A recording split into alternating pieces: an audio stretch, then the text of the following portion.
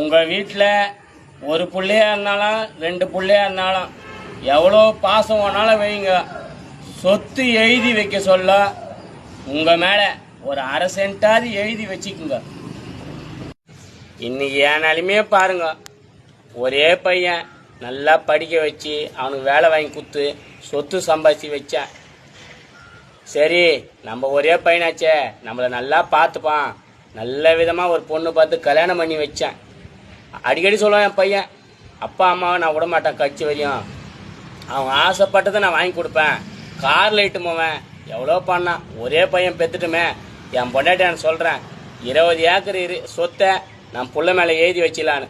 அப்போ என் பொண்டாட்டி சொன்னான், 20 ஏக்கர் சொத்தை புள்ள மேலே எழுதுங்க, இருக்கிற அந்த ஓட்டு வீட்டாவது நம்ம பேர் மேலே எழுதி வச்சுங்க.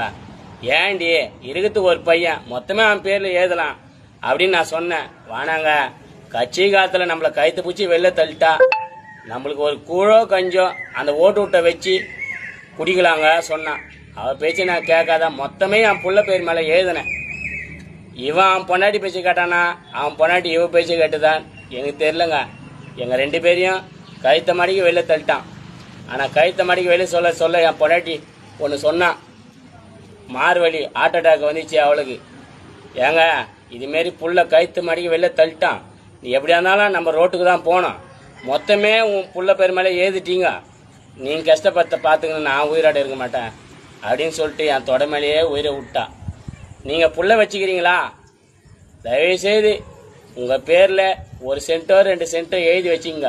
கட்சி வரையும் புள்ள சோறு போடுவான்னு நீங்கள் எதிர்பார்க்காதீங்க.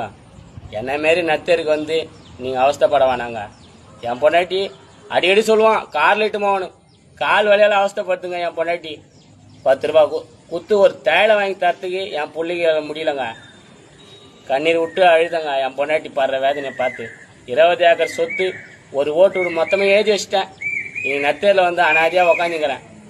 தயவுசெய்து உங்களை சொத்து இருந்தால் உங்கள் பேர் மேலே எதனா எழுதி வச்சுங்க. என் நிலமை உங்களுக்கு வேணாங்க. ஓகேங்க.